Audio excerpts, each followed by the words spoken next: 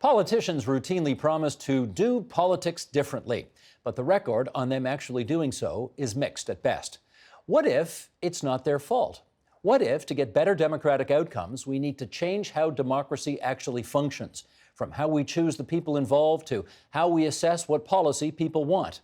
With us to consider what better democratic politics might include, we welcome, in the nation's capital, Jeffrey Simpson, former national affairs columnist with the Globe and Mail, now a fellow at the University of Ottawa.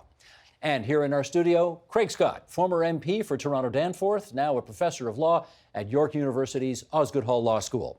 Brittany Andrew Amofa, senior policy and research analyst at the Broadbent Institute, and Heather Bastido, president of Public Square Research. And we are delighted to welcome the three of you back to our studio here in Toronto. And to Brother Simpson and Points Beyond, it's great to see you again in the nation's capital. Some weeks ago, we were having a discussion about whether or not this country is still capable of undertaking big, major projects, because the record today suggests that maybe we can't. And at the end of that program, one of our participants, John Duffy, had this to say. Sheldon, if you would. There is something bigger going on here about how you create democratic consensus for moving things forward in a world where I think global dynamics are really pulling societies apart. And delegitimizing politicians, I think, is a big part of the problem that we've got here. And I think we've got to re-legitimize them. And they have to do their part to re-legitimize themselves. But it's corrosive until we fix it. Okay, let's follow up on that with, thanks to a survey from Public Square, we can take a look at some numbers which reflect how Canadians feel about our politics and politicians. And as John Duffy suggested, it does reflect some deep cynicism out there. Let's bring up this graphic if we can, Sheldon. And for those listening on podcast, I'll read out all the numbers. What do Canadians think about politics? Apparently, 71% of us believe that politicians care more about staying in power than getting things done. 70% say politicians don't do what they promise. And yet, Craig, this might interest you, 53% have confidence in their local MP. But 2/3 do not have confidence in political parties. Heather, these are your numbers. What do you think they tell us about Canadians' attitudes to representative democracy? Well, the one particular one with respect to members of Parliament, I think is an important one, and it's been that way forever. We seem to love our MP, but don't like what happens in Ottawa. And I spent some time following around or stalking MPs academically to find out why this was the case. And we found really three things. The first and foremost is when they get in their ridings, they're not wearing the party sweatshirt anymore. They're just themselves. In fact, they're not allowed to have any party memorabilia or party stuff. So people like Craig when he's being Craig, but maybe a little less so when he's representing the NDP. Yeah, well, that's the second thing we saw, is that in the riding, he's Craig. He's not even Craig Scott or Honourable Mr. Scott. He's Craig having a coffee at McDonald's.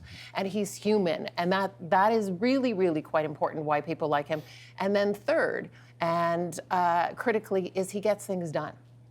So they come to him with a problem and they can see action. And at the national level, you start to see some of this. Trudeau is making phone calls back to people. He does apparently 20 calls a month now or a week just to connect with people and see what's going on. Doug Ford is notorious. He does that many a day, I think. Yes, he's notorious for that as well. That kind of thing makes a difference for people, and that's where you see the confidence in their local MP, not so much their party. I want to get Jeffrey Simpson's sense of this, because when I'd like you to compare, if you would, Jeffrey, when you started your national affairs column for the Globe and Mail compared to when you left, or even today, how would you gauge the difference in the level of trust people have for their politicians over that time period? Next week, Steve, I'm attending a conference. It's the 50th anniversary of an institution called the Parliamentary Internships, which allows people when they leave university to spend the time on Parliament Hill. And I was fortunate enough to be one of those back in 1972-73 in the prehistoric era. And I remember the antipathy to Pierre Trudeau. Oh my God, it was unbelievable across English-speaking Canada. And you remember in the 72 election, he only survived because he swept Quebec and he only had a 2-seat majority. And ever since then, whether it's Pierre Trudeau or whether it was Joe Clark or whether it was Brian Mulroney or whether it was, to a lesser extent, Jean Chrétien, certainly Stephen Harper, Canadians love to kick their prime ministers and their politicians. The poll that Heather just revealed, I think you could have found similar results 40 or 50 years ago. So when I hear the fact that everybody's angry and Alberta's upset, which they are, and they have a right to be in this case, and people are unhappy with them, I sort of say, that's the Canadian standard. I'm sorry, we like to kick our politicians. I'm not saying it's good, bad, or indifferent, but it is the nature of who we are. And by the way, one little point. On my friend John Duffy's comment about we have trouble getting consensus, okay? There are some issues that I can point to in the last 50 or 60 years where there was broad national consensus. For example, all parties can claim that they had a role in the introduction of Medicare. But Franklin Roosevelt got the New Deal through in the United States in the face of ferocious opposition from the Republican Party and the business community. The Official Languages Act, which was a hot issue when I first got here, was fiercely opposed by many, many Canadians in English-speaking Canada, and I could go on. So the search for consensus is the search for the ideal, and in life, as in politics, the ideal is aspirational, but not a reality. Fascinating. Brittany, I want to get you in here because you represent a younger generation, let's say, than the rest of us here today, and I wonder whether you see in your generation an angrier, more skeptical electorate than, say, their parents would have been. Yeah, I don't think angrier is the correct term to describe it, but I would say passionate. I would say civically engaged or active in their communities, are more aware of what's happening globally, more aware of what's happening within their country and their communities, and that's leading them to want to take action on a larger scale. Well, I would say not in politics, formal politics, but I would say in the broader realm of social change or governance or civil society work. So I think that's what's happening with my generation, and I think growing up in an era where you grew into having more access to information. Because I remember very distinctly not having Google, not having the internet, and then one day waking up and I'm in a computer class and I'm learning what a search engine is. And then a couple years later, I have all these information and data at my fingertips. And it was within a span of like 2 to 3 years, right? So we grew into, we are a generation that grew into a wealth of knowledge. And I think that has empowered us to not be as complacent or to think about how can we get more involved or engaged in society at large.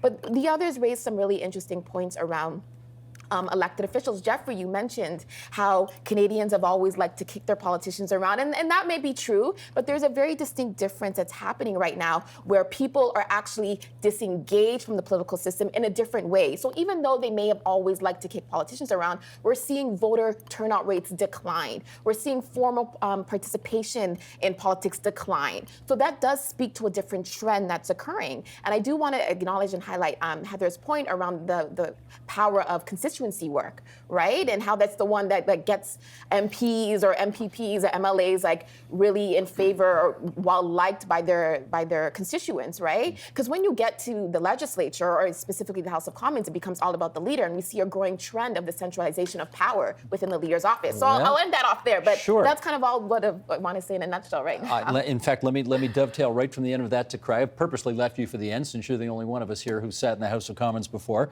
As a former MP, could you tell the difference between Craig in the riding and Craig Scott, New Democratic Party MP in Ottawa? Yes. I think it's definitely the case that in the riding you are interacting on different issues, and even when you're talking about policy, trying to get people's input, or trying to actually at some level sell people on why your party is moving in a certain direction. You're still engaging people in a more one-on-one way, even if it's in a town hall or a smaller group. So that the interpersonal side is just always there. The constituency work side, I wouldn't overstate it. If you get a reputation for having going the extra mile, working hard, having very good staff who are empathetic with people and get things done, it does help. But in ridings of 100,000 people, the average person who actually knows what an MP does for other people, it's a pretty small slice. And so back in Ottawa, no, you try to be yourself, and sometimes you feel like you lose yourself. I can give you all kinds of examples of that. But you are part of a team. That's the most euphemistic way of putting it. Sometimes you feel like you're a cog in a machine. and people don't necessarily know what you're doing up there and don't necessarily care. Well, in this quest, Heather, to find a way to do politics differently, and I think Kim Campbell was the first person who truly ran on this platform of, I want to do politics differently. Everybody wants to break the mold of a typical politician. Justin Trudeau came into office 3.5 years ago, insisting he was going to be a different kind of politician. What were voters hoping he represented as that different kind of politician? I think there are a number of things, and the younger people, of course, were attracted to pot, but younger people also were, I think, attracted to how much they could relate to him, and he was aspirational, as Brittany mentioned, that he was not just going to do things differently, but he was going to listen to his members or MPs, and he cared about them, and it was more about Canadians than it was about control. And there's a few ironies there right now, but that's kind of the things that people were attracted to. I'm inferring from your answer that with the SNC-Lavalin situation, in your view, he may have put party and/or riding/province ahead of the national interest? I wouldn't say ahead of the national interest, because maintaining control is not necessarily against the interest. But of course, when what we did see is the voice of the MP isn't necessarily going to be as powerful as we might have thought. Jeffrey, let's see if we can draw some inferences from the election just held in Prince Edward Island, where clearly, well... PEI? I love it. Well, hear me out for a second. Hear me out. No, I hear you. A small province, but clearly a desire in that province, with the results that they gave, to reward the parties that were all about less raw, partisan, crass politics. They rewarded parties that were interested in being more collegial and collaborative. I don't know if you saw the picture of the new premier and the new leader of the opposition hugging each other at a joint radio interview the day after the election was held. I've never seen that before, but clearly they seem to jump on an attitude that's out there, that people want something different and more collaborative and less stupidly partisan. Do you see that? Well, I think what I see is that after a period of time, any incumbent government, if it's been there too long, begins to lose popularity. That's what I see in Prince Edward Island. Wade McLaughlin was a very good premier. They had the highest economic growth rate in the country, and they turfed him out because the Liberals had been in for quite a long time. The search for something different, British Columbia, the Liberals have been in 15 years. Quebec, they'd been in 15 years. Ontario, they'd been in 15 years. So I wouldn't conflate the sentiments of populism and dissatisfaction entirely with economic circumstances. There is a democratic instinct, which is very healthy, by the way, after a long stretch of one party in office to try somebody else, because parties get tired. Even if they change the leader, they often don't dramatically change the shape and structure of the party and the way they do business. So I think Prince Edward Island partly manifested that. But, and I don't want to beat up on this, but you know, PEI is a very particular political culture. Craig quite accurately said that in a riding of 100,000, even the hardest working MP would probably only be known by a fraction. But 100,000's way more than there are voters in all of Prince Edward Island in an election. So, you know, you can be known in Prince Edward Island as good old Craig, and he got this and he did that. But that's pretty tough when you're representing the riding that he did in Toronto. Well, let me follow up with Craig, because we chatted earlier before we started actually sitting here on the set and doing this for real about the fact that while you may have enjoyed your time as a member of Parliament, you wouldn't run again because the system right now, in your view, is just too messed up and requires some pretty fundamental change before you'd, I think the expression is, stick your hand into that blender again. So what kind of change? I think that was your, that's your précis. I'm not sure I used that metaphor. No, you didn't use it. That's mine. Yeah. Good. Just want to clarify that. Yeah, it all gets mixed up with one's own place. I'm not sure I personally would have the energy to deliver on both the expectations of my party and the riding to run again. I do believe it's time for new blood. Not that I've been in there all that long, but I'm generationally certainly older than I think what we need to see by way of a transition. We see it starting to happen in our party. Trudeau was part of it happening in his. But yeah, I guess what I said to you was that I would consider, and this is where I may diverge from the general sentiment about what it is that makes people either like their politicians or respect them.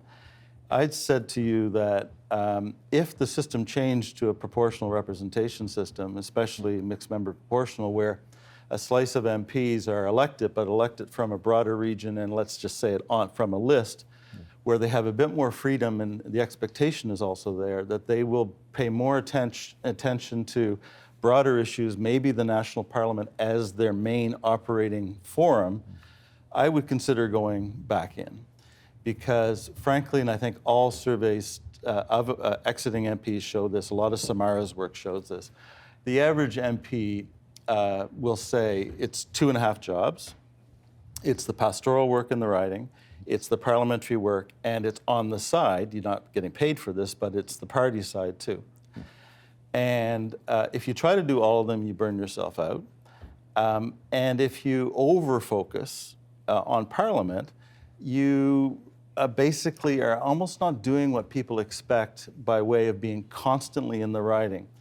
I happen to follow an amazing politician, Jack Layton, who happened to have been a municipal councillor before, which didn't help. It just exacerbated something that already exists, which is that people do want their MPs to be, I use the word pastoral, they do want them to be a bit like municipal politicians in terms of lower level individual casework kinds of stuff that they get done. Nothing wrong with that, but I actively think that apart from bringing the concrete to the general, so that you actually know what people are living, that's really important when you're in Ottawa, when you're trying to both bring accountability and have an impact on legislation. But the idea that the main role of an MP should be this kind of casework in the riding, I think is one of our problems. I don't think we have a sufficiently nationally oriented political system. And the kind of change that you would like to see happen is not going to happen because this Prime Minister promised it and then said he's not going to do it. Yeah, it's not clear what he promised. It's clear that he wanted people to think that he was completely open to PR. He used language to suggest that. His formal promise is that he would change the electoral system. Mm-hmm. He had something else clearly in mind that anybody would have told him wouldn't take long to puncture as a balloon, because it would be a system that would amalgamate votes probably for parties like the Liberals. And in the end, because that wasn't going to go through the somewhat open process that they agreed to have in Parliament, they pulled the plug. And so, yeah, I had some hope that they would see, that the Prime Minister would see that he would be respected if he got into power and actually delivered on that promise, because of it going against sort of party interests. But in the end, no. Here's a couple of numbers. Heather, these are your numbers, and I want you to help us understand because they seem to be contradictory here. Sheldon, I'm at the bottom of page 4. Here we go. 84% of those surveyed believe that significant change is needed. Mm-hmm. 58% say that democracy is working well or very well. Mm. How does that make any sense? So there's a principal difference between democracy as an ideal. Yeah. And I can change words, and I used politics. That same survey, we asked whether politics was working, and you got a more hostile number again. So we love the ideal of democracy. In practice, we hate the politics. So, and to Craig's point, it's not that they want their riding MP to take every problem on. It's that they want to be seen as caring, that their interest, and what they see instead is elbows out, the two parties sparring and arguing over sometimes things that don't matter very much, but try to wedge voters. And that's not what we want to see, is more caring. And democracy is an ideal that we care very deeply about. Mm-hmm.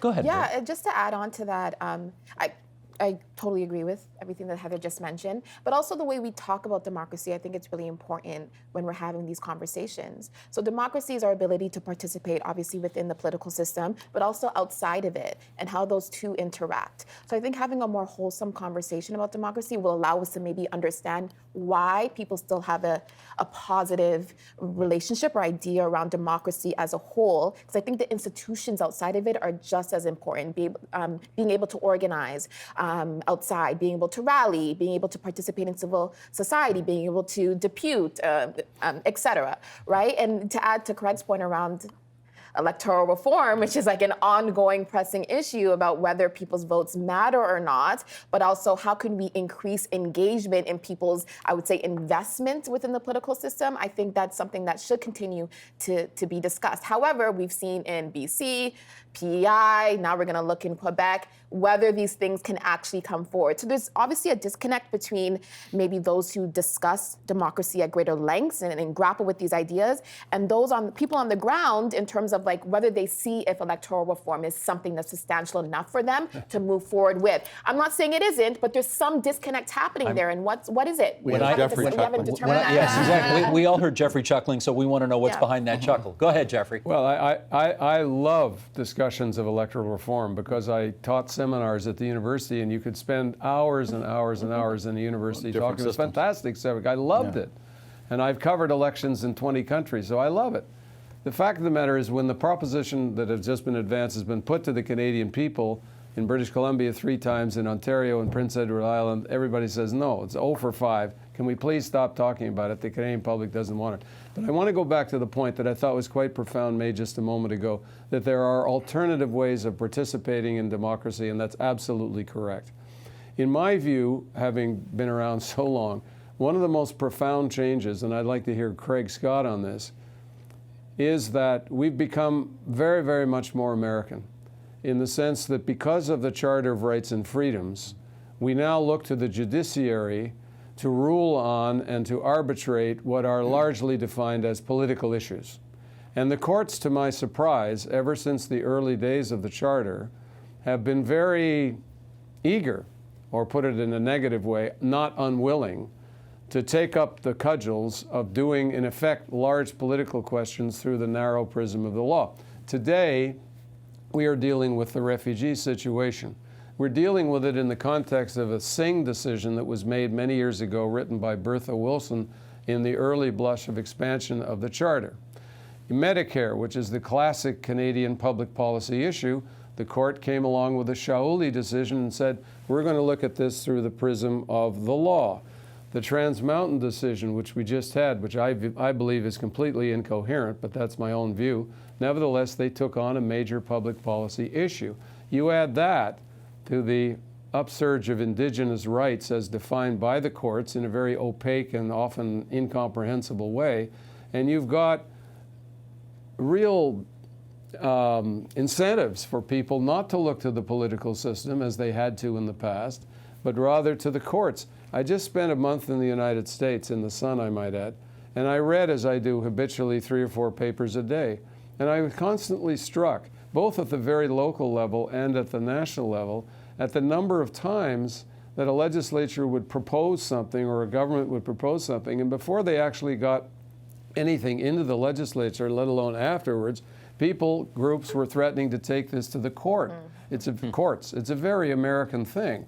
And I don't think Canadians fully understand yet, even after all these decades, the impact that the Charter has had on our thinking about democracy and the poor slobs and ladies who get elected to Parliament, whose views are often pushed aside by courts that say, well, I know you considered this, but this is our view of what should be done because of our reading into this Charter. Over to you.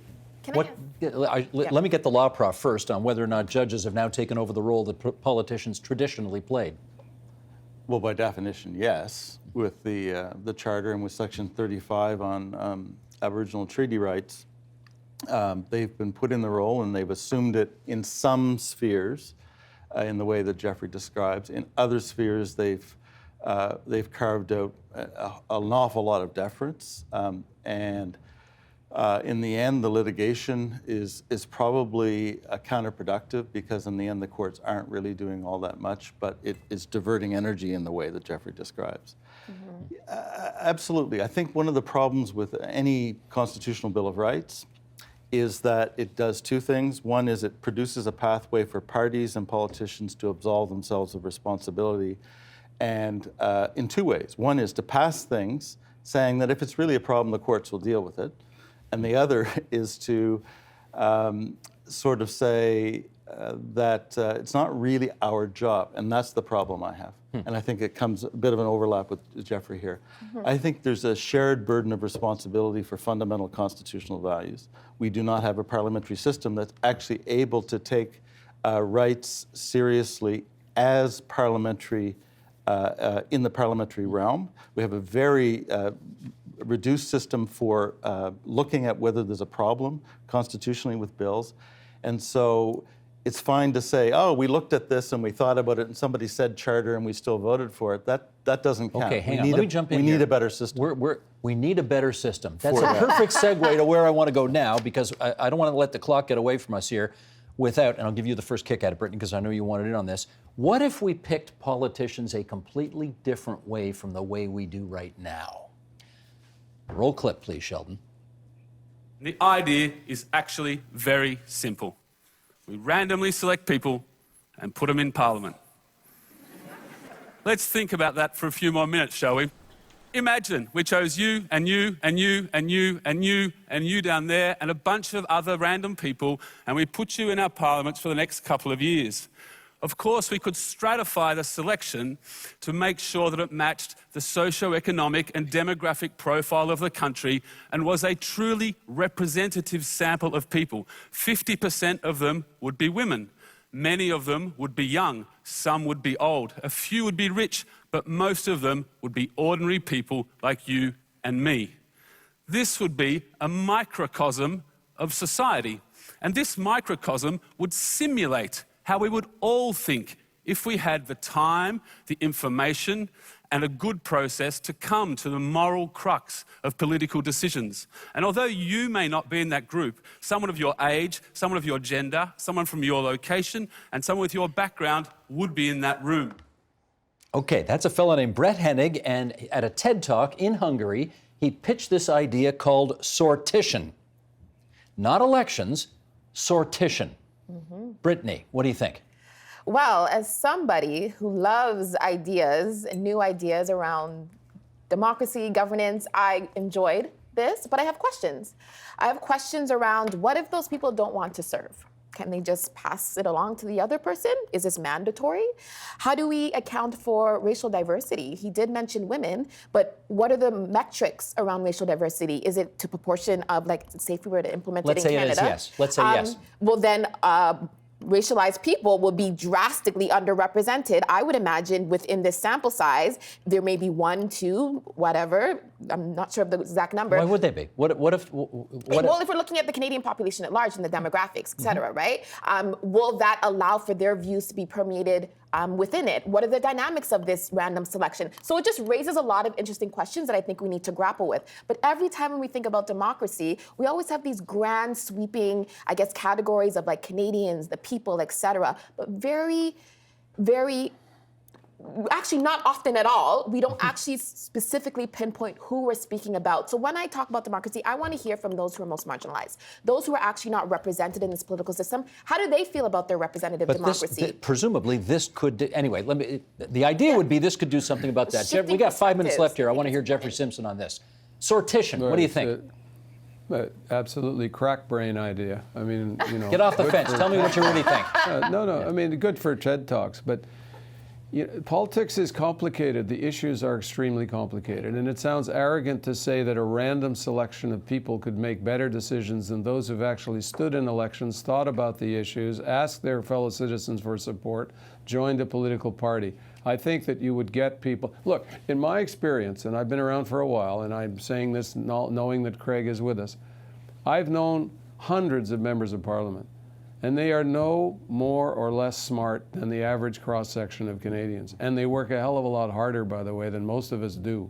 And they don't deserve the abuse that we sometimes heap on them. And so this other scheme, you have a large civil service, right? We're fortunate in Canada to have an honest and generally very good civil service. Who's going to run the civil service in this collection of 350 people? Who's going to direct the civil service? Who's going to oversee the administration of the programs on which we depend? Who's going to make sure that the taxes get cut? Politics is a difficult Government is a difficult business, and to arbitrarily pick people out of nowhere, even if they're quote-unquote fully representative, is a recipe for chaos. I remind you that several hundred years ago, Poland tried a parliament just like that, a whole bunch of individuals, and it all fell apart, and the country collapsed. Heather. I have to say I disagree. As far as it actually happening, probably not, but the Senate would be a lovely place to start like this.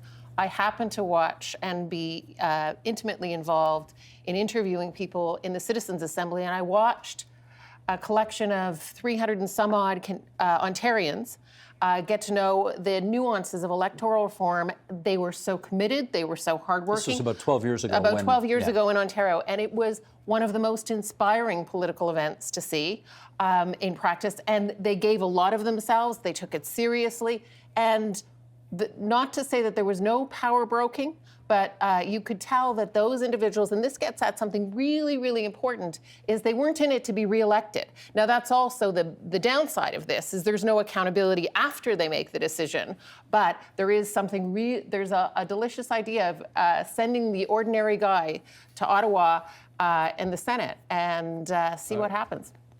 Can I just say, that instance, and I know the man who chaired it, he's a great friend of mine, George Yes. Thompson, one issue, 12 months. Yes.